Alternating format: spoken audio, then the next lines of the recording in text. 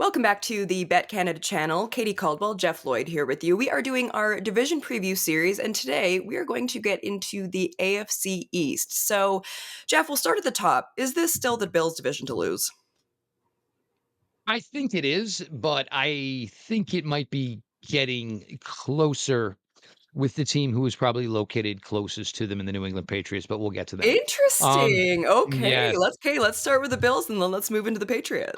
I think the thing with the Bills, and look, I was not a Josh Allen guy coming out of Wyoming. My thing is like we haven't seen enough, what I'm saying, to say what he is going to be. So, like anybody, oh, I knew Josh Allen was going to be great. Nobody knew Josh Allen was going to be this great. Josh Allen just got to the NFL and just hit a different level. And his work ethic is insane. And Yeah. and Buffalo really just said, we're going to put our stock and faith in you. And I think for Allen, that really was just something that lit him up and just allowed him to just find his way and find the best version of himself. Mhm. Offensively, I think Keon Coleman should be in for a bigger second season than he was as a Yeah. rookie. I think Allen over the season learned, look, Keon Coleman, is good and solid as he is, there's just a tick or two missing athletically where he just doesn't necessarily win every route on athleticism. However, he's 6'4". He can go Mhm. and get it anywhere. He can go low. He can go high. He certainly has a very, very, diverse area of able to haul passes in. And I think as the season went on, Allen kind of understood that and just said, hey, he's one of these guys I just got to trust. If I get it to where it needs to be, he's going to come down with it. Mhm. Khalil Shakir is kind of the one that nobody mentions when they talk about Buffalo because it's Which is always surprising. right. It's a 3rd and 8, and what are they doing? And up there it is, Khalil Shakir over the Yeah. middle of. Oh wait, he not only did he catch the ball for 10 yards in the first down, he wiggled his way for another 6 or 7 more, kind of like Mhm. a silent assassin type of thing. The question, certainly James Cook is obviously unhappy. And look, James Cook probably deserves his money, but we're in this weird era of the NFL where it seems like the NFL every year or two, it's, oh, no, no, we really do still appreciate the running back position. Next year, we'll pay for it. Then the next year, it's the same thing. We Yeah. appreciate the position, but nobody wants to give out any money to them. And, I think James Cook is unfortunately in this awkward spot right now. Yeah. He excels for them in that offense as a runner. He excels for them in that offense as a receiver.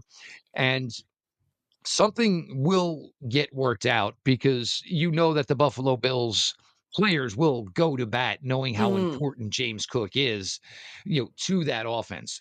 And again, just like, we had spoken about in our last episode with Lamar Jackson, there comes a time where what Lamar Jackson and Josh Allen do, it's just not enough.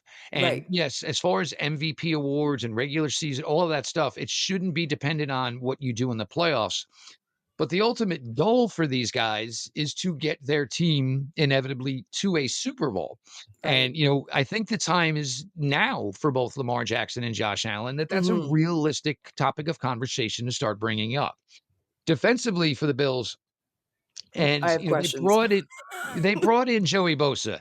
And I'm like, okay, I think the thing that's kind of always been missed here with Buffalo over the last couple of years is where is this difference making pass rusher in the Yep. fourth quarter who comes up with a strip sack, comes Mhm. up with a sack and a half, comes up with 2 sacks that ultimately defines the way the game ends, like a Chris Jones does for the Exactly. Kansas City Yep. Chiefs.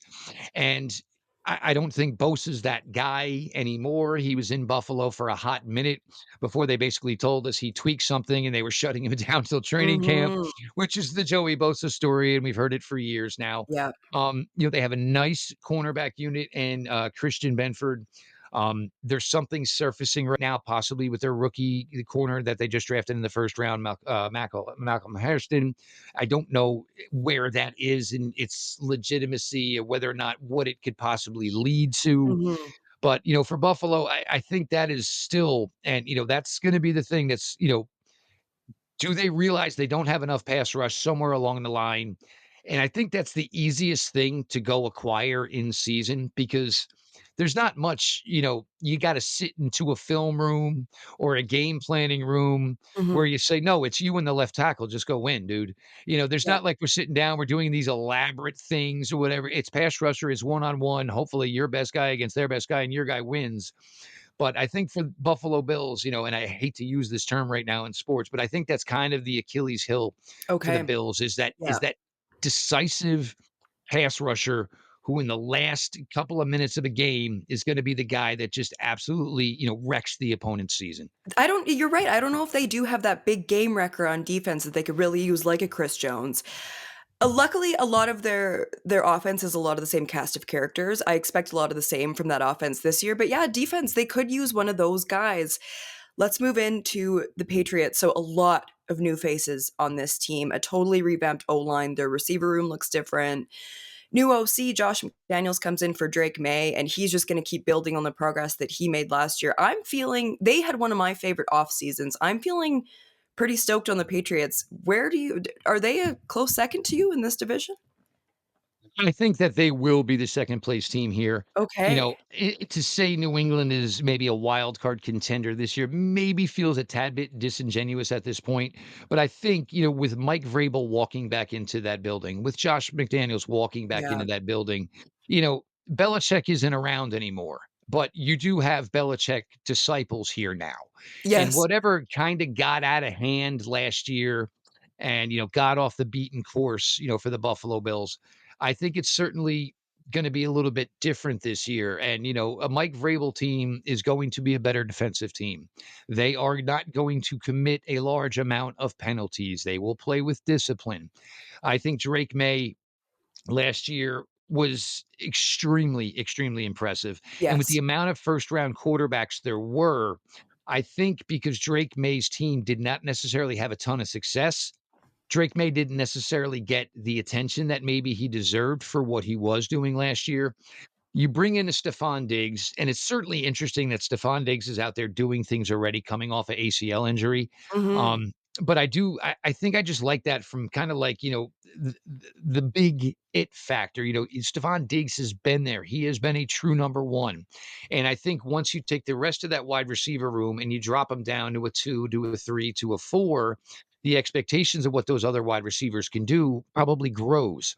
I think the addition of Travion Henderson at Ohio State, he was by far my favorite running back in this draft class because you watched him and the film at Ohio State, and it didn't take long. Mhm. He was a great contributor as a runner. He was a great contributor as a receiver. You watched the film and you said, well, I can't get guys in year 3 in the NFL to deliver pass protection like this guy is doing right now at Ohio State. So there's no blocking him from getting on the field right away for Travion Henderson. Mhm. And I think when you have that as a security blanket receiver for Drake May, for the overall ability, big play ability he brings, now all of a sudden, you can't drop the secondary as much because you're trying to respect Drake May Yeah. because there is this guy like Travion Anderson who's got really great foot speed. He's elusive. He holds onto the ball, had a really long established career for the Buckeyes. And even though he was drafted a couple of picks after his former teammate Quinshon Judkins, I still thought he was the better player. And I just think he's just more complete in what he can do. And I think a guy like that, with a young quarterback in May, Yeah. they probably have more receivers than they need. They're probably going to move on from somebody or two, right around the cut down deadline, which could lead to, another player on the roster or future picks. But I really think for, whatever that version was of New England last year, and it was always going to be weird once Bill was out Yeah. the door. And maybe it was better that it was a 1 year. It all went wrong. Yeah. And now basically, it's the new Patriots, but it's running with the old The Patriots. Patriot way. Yeah. Exactly. I think you're still gonna get a lot of that, the Belichick influence obviously Yeah. ingrained into McDaniels, ingrained, of course, into Mike Vrabel. And, I think Miami's coming down a tick, obviously. And I think New England is, making that jump. Look, it may not be playoffs in Mhm. 2025, but definitely trending towards playoffs in 2026. They're gonna be so I'm excited to watch the Patriots this year, and I couldn't imagine myself saying that in the offseason Ever. last year. Ever. Ever.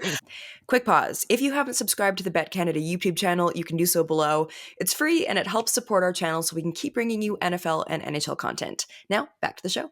Let's move into the Dolphins. To me, this conversation feels like Groundhog Day, where, in my opinion, it's another offseason where we're going, everything comes down to the play of Tua, because that's just such a volatile situation with his injury history, and it just feels like so much of that team depends on Tua. They have a lot of good pieces. They've got a lot of speed at that running back position. When Tua's there and he's healthy, he can play really well. What's the read on the Dolphins? To me, I kind of have them in that lower tier, but they're so volatile game to game, even when we watched them last season. I think, and the first thing I think of is, like you look at the Dolphins and you probably look like it, what are maybe four of their most important players?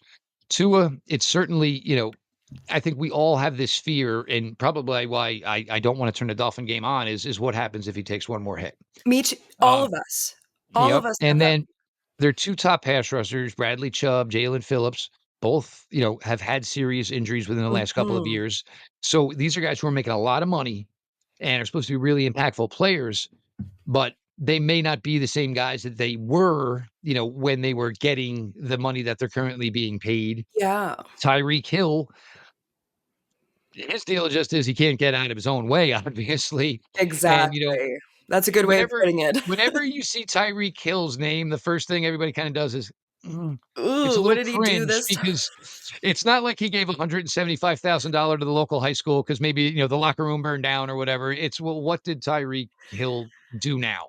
Yeah. And also, as impactful as he is, I think the difference between he and Jalen Waddle really isn't a difference anymore. Mhm. And, so how much can, whatever Tyreek Hill creates with himself off the field, how much can the Dolphins tolerate from that being part of the over 53-man roster from just one guy? So that's certainly, in my opinion, a little bit of an issue, for them. I do like the running back room. I like the excitement in it. I like the Mhm. overall speed in it. When you got running backs that average over 6 yards a carry, it's just mind boggling. Yes. But, so now you moved off of Ramsey, the starting corners there, again, just they're just guys. They really are. Mhm. Not even that Ramsey was Jalen Ramsey anymore. Minka Fitzpatrick now comes back to Miami. Certainly he's not the player anymore when he left Miami years ago. And the thing is, what are you going to use him as? Because Minka Fitzpatrick isn't just technically a free safety. He's not just technically a strong safety. He's the guy that can do a little bit of both. And Yeah. if you're going to try to pigeonhole him into one specifically, you're most likely going to suffer in other areas. Mm. I just really think, I don't think they are a playoff team. I didn't think they were a playoff team last year. Mhm. And I really think, for Miami, and it's, they're certainly going to have their, discussions with McDaniel about what they're going to do there. But I think this version of the Miami Dolphins is, pretty close to having the for sale sign put in the front yard and Yeah. going another avenue Yeah. than us talking about them, going back to the playoffs. And again, Mhm. they're in a really difficult spot with the way this team is. Even if they were to make the playoffs, they're going Yeah. to Kansas City, they're going to Buffalo. And we've seen in the years they went to the playoffs, this is a team that just cannot translate their game Mhm. to, mid to late January football in the Midwest or in Buffalo, New York. It just doesn't work for them. I just, it seems more and more like, again, that, where the Dolphins are at, it's, it's definitely time to reevaluate and wonder, how much here is Mhm. part of this team in 3 years, and, how soon do we maybe start moving some furniture around? There's just too many powerhouse teams in the AFC specifically. Let's move That into is the biggest thing to it in any Yeah. team in the AFC. Basically what you gotta say is, how do we beat Patrick Mahomes? How do we beat Justin Herbert? How do we beat Lamar Jackson? How do we beat Joe Josh Burrow? Allen, how do we Josh Allen? There's 5 playoff teams Yeah. possibly right off the bat. There's not Yeah. much room for any others after that. The Jets are an interesting one to me. Like, Justin Fields is very intriguing because the physical traits are there. I believe he's a quarterback that needs to be in the right system. Is that the Jets? I don't really know. I'm excited to see the Aaron Glenn era, But man, the Jets are just kind of one of those franchises that can also just break people. Like, I worry about the Bears situation, and that was just a hot mess for Justin Fields. And then with Russell Wilson and the Steelers, and nobody was quite sure what that was going to look like. And it never felt like a long term solution. Like, I do have some empathy for Justin Fields because I see the physical traits. I feel like if he's in the right system, he can succeed. Is that the Jets? The team just feels so far off to me this year. I'm kind of with you, and, like, that was even the thing because I felt personally that Justin Fields during the draft process coming out of Ohio State wasn't appreciated as much as he should have been. I Hmm. think Justin Fields was a really, really impressive player at Ohio State, and when it was the Bears, my first reaction was, like, Same. I just didn't like it for him. I just didn't like it for him, And he had and no O obviously line. yep, and it didn't work out. I mean, and here it is, and now the Bears, even they did it to Caleb Williams, and it took till his Hmm. 2nd year to finally realize, "Oh, we probably should make sure the kid doesn't get smacked around every play." Imagine But then that. Fields goes to Pittsburgh, and it was weird because, like, we knew Russ was hurt, wasn't gonna start the season, Hmm. and I still think the best version of the Pittsburgh Steelers in 2024 was the first 5 or 6 Me weeks when too. Justin Fields was the quarterback. And now, so here's a guy like Fields who, all of a sudden, not saying he lost his confidence, but, success is confidence within the NFL. And, nobody's, Yes. and you can't say as a quarterback, oh, I feel really good about my game. I know we're 1-4. They would run you out of town in a heartbeat. Yeah. So I think he was starting to get there. And then they just deemed Russ healthy, and that was it. Russ is the man. Mhm. And then all of a sudden, towards the end of the regular season, even the playoffs, it was like, well, maybe they're going to get Justin Field. Well, if that was the case, what did we just do for the last 9 weeks? Exactly. And now and now Justin goes to the Jets. And, there's a lot of people with well, that's Sam Darnold route. Well, Sam Darnold was kind of insignificant for a couple of years, where Sam Darnold was basically just a student of the game. He was on a Mhm. roster, barely ever played. And, Fields, it's not really been that case where he was kind of removed from it. And then, okay, now I've seen some things, I kind of changed the way I do some things. I certainly think playing with his old teammate Garrett Wilson probably is going to do a world of good for Justin Wilson. It'll be good because this is now his third team in 5 years. He'll be with somebody, at least that he's familiar with as he goes to Yeah. yet another new team. The Jets have certainly put an effort in to kind of beefing up the offensive line. To year 3 now, their left tackle was a first round pick, drafted a right tackle this year in the first round. I like that for them. It's going to be really weird that, former Jet killer Jason Taylor's son is the tight end for the New York Jets. Yeah. That's certainly going to be interesting for Jets fans to swallow. Yeah. And the thing is, he better be good. Because if he's not good, it's hard enough for Jets fans to accept the fact that Jason Taylor's son plays for them. And if he doesn't play well, they will Ew. absolutely not be thrilled with that defensively. And I think this is where Aaron Glenn is going to make his impact. And Aaron Glenn, and I had years ago got to go, I was invited to a camp that where Aaron Glenn spoke, and it's all hard and there's no BS. Aaron Glenn is Aaron Glenn 24/7, 365. I'm He such a loves the fan of his. game. He Yeah. appreciates the game. He knows that everything he has in this world came from the game. He respects it as Mhm. such, and he will do that for his players. Now, that being said, he's not above not getting in somebody's ear when they're Mhm. going to need it. And as a corner, he was undersized. He went against everybody week in, week out, gave everybody all he had. And even though he was a first round pick, he never acted like one. He Mm. never played like one. And that's going to be the thing. And the biggest thing for all 53 guys on this Jets roster is I don't want to know your name. I don't want to know your salary. I don't know how you got here. Yeah. Are you giving every single thing you got? And, Aaron Glenn will weed out some guys. They're going to get ran out of town because Aaron Oh, Glenn yeah, he just will. thinks they're not going to give the effort that is required. Mhm. But for the Jets, and I'll be honest, it wouldn't stun me if Miami got to a point this year where it wasn't going well and it just got progressively worse. And then all of a sudden, maybe Miami was on the bottom of this AFC East. And part of it could be because I think they're realizing they are definitely moving towards maybe some major changes in Miami. So it wouldn't stun me if Miami ends up the bottom team in this division. Mm. But again, a lot of that would have to, do with Justin Fields, just finally finding what the Justin Fields truthers believe is within him. And that's a guy who can make all the throws. That's a Mhm. guy whose legs can certainly be an asset. And I still go back to that last college game. He took an absolute beating. And Yep. this guy threw for 4 Bills in that game, could barely breathe, broken ribs, whatever it was. And that's kind of a guy like, I remember something like that and I will never forget something like that. So for Justin Fields, I'm a guy that wants to see Justin Fields succeed.